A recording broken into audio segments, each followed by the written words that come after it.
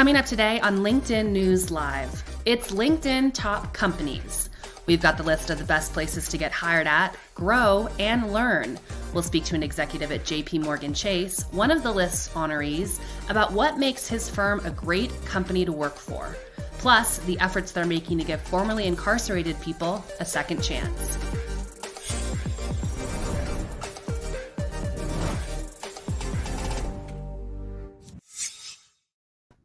Hello, I'm Caroline Fairchild, and welcome to LinkedIn News Live, where the business conversation begins with you.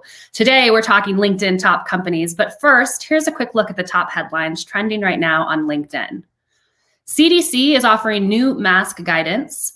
The census uncovers U.S. population decline, and we got the 50 best places to grow your career. Let's take a deeper look into that story. The annual LinkedIn Top Companies list this year includes 50 companies in the U.S. that are currently hiring, with more than 300,000 jobs available right now. Topping the list are tech titans and finance leaders. Joining us now to discuss is Senior Managing News Editor Laura Lorenzetti. Laura, it's a big day for us here at LinkedIn News revealing this list, and it's a big day for these 50 companies. All right, let's reveal it. Who's on top of the list this year? Yeah, great question. So to spill the beans, it's Amazon topped our list this year. They really had a great year when it comes to investing employees and really making sure that they're seeing careers grow there. But we're also seeing this happen at Alphabet, JP Morgan, AT&T, Bank of America, IBM, Deloitte, Apple, Walmart, EY, and the list goes on. There's amazing companies on this list, and they really reflect what's happening in our world right now. We see a lot of retail, we see shipping, we see healthcare, and we also see real estate showing up this year.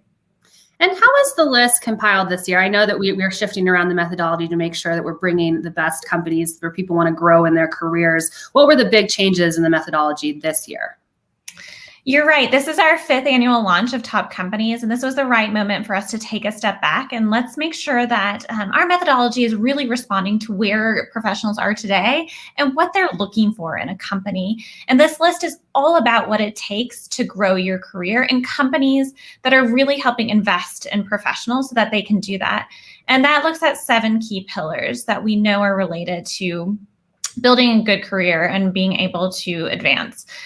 So that's ability to advance. So looking at how you're getting promotions at the company and how you're able to even build yourself up to get a promotion if you choose to leave that company. We look at skills growth while you're there, how you're adding new skills and growing. We're looking at company stability. So we want to know, is this somewhere that people choose to stay for a certain length of time? And external opportunity. Does this job and this experience at the company set you up to have further opportunities? And we want to know company affinity. This gets to really the idea of culture at the workplace. How connected are employees to each other? And then we also look at diversity. So we are looking for gender equity in a company, and we're looking for a mix of educational backgrounds as well as a good indication that these companies are valuing a diverse background of people. And Laura, to say that it's been a tough year for both workers as well as job seekers is an understatement. What were the trends in terms of how these companies were supporting workers during this pandemic and this crisis? It's a great question. It's been a really challenging year, and we've seen these companies step up in big ways. And that could be anything from childcare stipends for working parents who need a helping hand, or giving flexible work situations, whether that's where you work, how you work, the hours you work. Even Cisco, we saw, did lowered workloads where you could do a 20% reduced work week to be able to meet the demands of home and work right now. We also see companies responding to the need for systemic justice, and with Deloitte doing healing circles where you can get the mental health support you need and to open up important conversations around systemic racism today and how that plays out in the workforce as well. And Laura, as we think about this list being hopefully a true reflection of where the best places are to work right now, how should job seekers navigate this list? This is a fabulous resource for job seekers. We collated everything together. So there's what jobs are in demand right now, what skills they're hiring for. We link out to the open jobs right now, and there's over 300,000 open jobs at these companies. But we also want to point out how to get an edge. And so we reported on each one of them to share tidbits about what makes them stand out and how you can also stand out when you get there. And another way that you can get in the door is to make sure you network. So we include links to see if you have first or second degree connections at this company. And if you do, reach out, ask for an informational interview, see if there's ways to connect into opportunities at these companies. Laura, thank you so much for unpacking this as always and for leading our top companies franchise here in the US and beyond. It's a pleasure, Caroline. That was Laura Lorenzetti. She's Senior Managing News Editor for us here at LinkedIn. All right, now I'm going to bring on Brian Lamb. He's the Global Head of Diversity and Inclusion at JP Morgan, one of the top 10 companies on our list this year. Brian, thanks so much for joining us on LinkedIn News Live. Caroline, great to see you. Thanks for having me. All right, so JP Morgan Chase made the cut on our top 10, which I got to tell you, it's pretty cutthroat up there at the top 10 of our list because of the firm's commitments to improve equity at the workplace and beyond with financial support, increased representation and leadership, and some development of retention and mobility programs. You know, you just heard Laura speak a little bit about the tenets of the list. Where do you think that JP Morgan really stands out here? Look, Caroline, we obviously, when you think about the 7 pillars, I think that were referred to, those ladder right up into principally the focus we have on our own culture. We believe it's really important to create these equitable opportunities for employees with both gender diversity, which was explicitly called out in the pillar, but we also think about ethnicity, and we think about veterans, LGBT plus, or people with disabilities, and making sure they feel like they can belong in our organization, and really go into great lengths to have the initiatives and programs that create these opportunities that they ultimately can enjoy where they work and have a chance to grow and thrive. And so I believe that's where we really have worked hard, not to mention the work that we've done specifically in our work around recruiting and creating opportunities in a talent pipeline from students all the way up through professionals. We look at that continuum and the upward mobility that we want to create. And Brian, speaking of some of those programs, JP Morgan now offers about 300 accredited skills and education programs to its workers. Upskilling is a huge trend that we're seeing during this pandemic. What are the skills that are most in demand right now that JP Morgan is training for and also hiring for? Yeah, if you think about areas that we're really focused in lifelong learning specifically is an area where we as a firm wanted to invest and create opportunities for employees that are ambitious, that are really prepared and purposeful around their own personal and career development. And as a firm, we wanted to create pathways for them to do that. So the work that we're doing around data and data science, many of the fields that are, of course, in technology, if you think about the jobs that ultimately through automation and offshoring and other things like that are putting pressure on career growth for employees, we wanted to create certification programs and degree programs with robust offerings for tuition reimbursement that led them directly into what we believe is the future of work. So those are the types of degrees, whether it's in the analytics and science, you think about the work that we're doing around investment banking and analytics and asset management.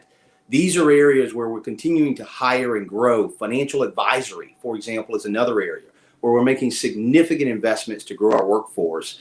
And at the end of the day, what's driving that is our clients. We want to be responsive to the needs of our clients and put our very best talent in front of them. And those are the areas where we're seeing growth in the workforce. Brian, I'm going to pause for a second and say hello to some of the members who are joining us in the stream right now. We have Dolores from Texas, Sherry from Illinois, Trevor from Ohio, and Dave from Pennsylvania. And if you're just joining us on LinkedIn News Live, I'm here with Brian Lamb. He's the Global Head of Diversity and Inclusion at JP Morgan Chase. If you have questions for Brian on all things related to how JP Morgan is thinking about diversifying its workforce or hiring at this point, let us know and we'll have a conversation about that on today's show. But Brian, one of the reasons I wanted to bring you on is just because JP Morgan is thinking about diversity through so many lenses. And one of the programs that I know that you're very focused on right now is your Second Chance Hiring program, which has just seen a lot of growth this year. And there are plans to expand that even beyond. Talk to us a little bit about that and how JP Morgan is approaching Second Chance Hiring. Well, I think it ladders right into some of the strategies at LinkedIn. One of the first items on the pillar was, advancement. And when you think about 1 in 3 individuals in the U.S. may have been incarcerated or have a criminal background. And because of that, it puts a lot of pressure on the economic prosperity and the growth in GDP in the United States. We know we could miss opportunities if we aren't creating equitable opportunities for people to re-enter the workforce. So as a firm, we're leaning in. We believe second chance. We started in Chicago with a pilot program. We're expanding that to Columbus, Ohio, where we have almost over 20,000 employees in that marketplace. And we're thinking firm-wide around what we can do to really create pathways into the workforce at JP Morgan Chase. Last year alone, we had over 2,000, almost 2,100 employees that we hired that were part of our second chance strategy in bringing employees with criminal backgrounds into the workforce.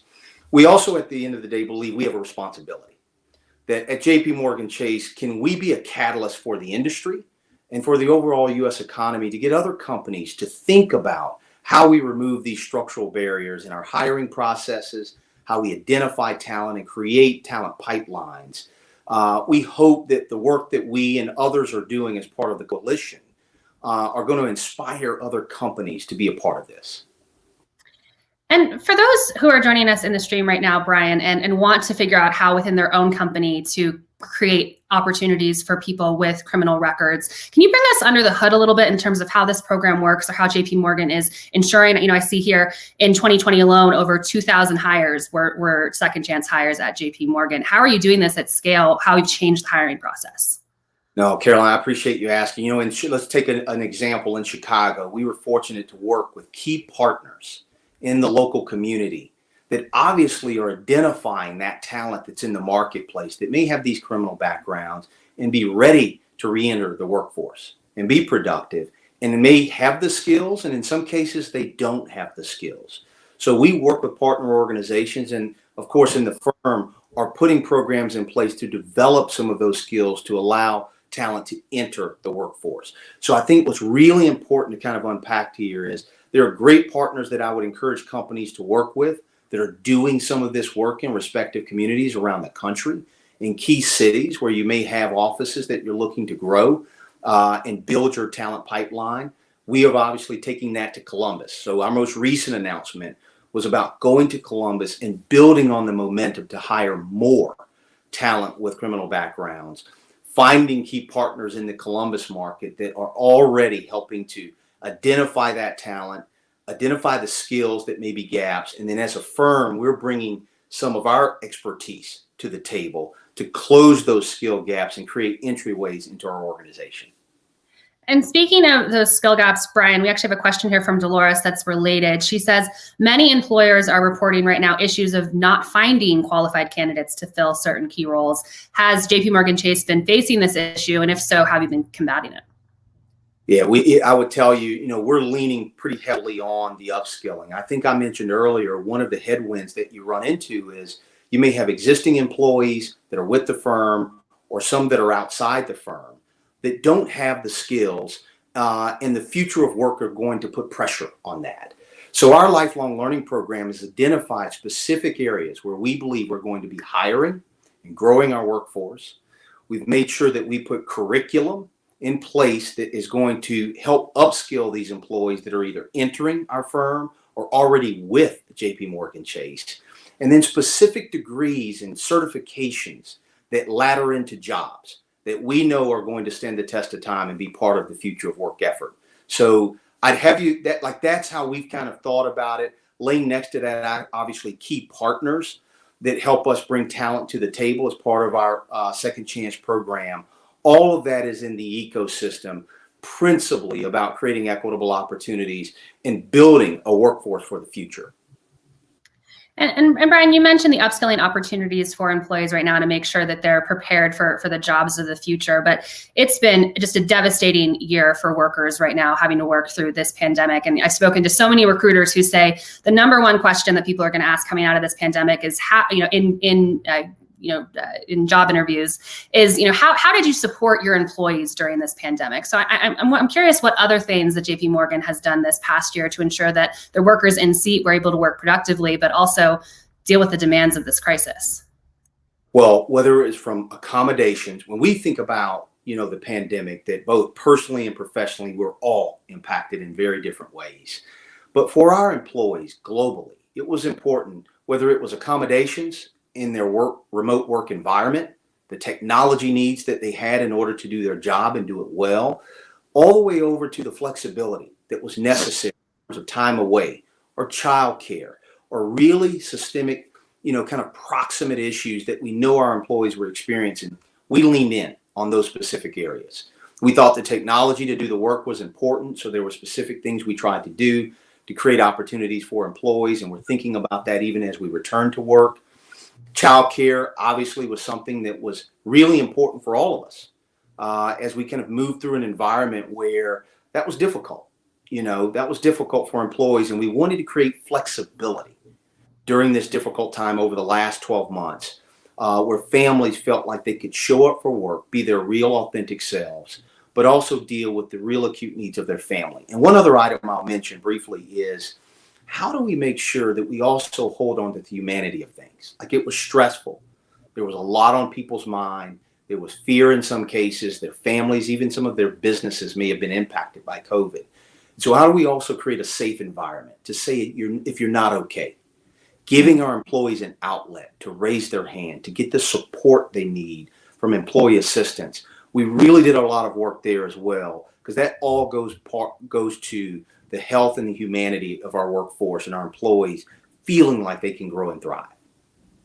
And Brandon, I asked you that specifically because, for better or for worse, I don't think that finance has gotten the best rap in terms of being, as you said, accommodating and flexible during this crisis. So for those who are maybe joining us in the stream and kind of shaking their heads and thinking, really, JP Morgan Chase, this big financial company, is actually providing flexible options. How did leaders actually model this? What did this look like on the ground? Well, the real talk, real issue, courageous conversations we were having gave managers a chance to identify where those issues were, right? They gave managers a chance to lead inclusively. That's a specific area we focus around what we call manager excellence.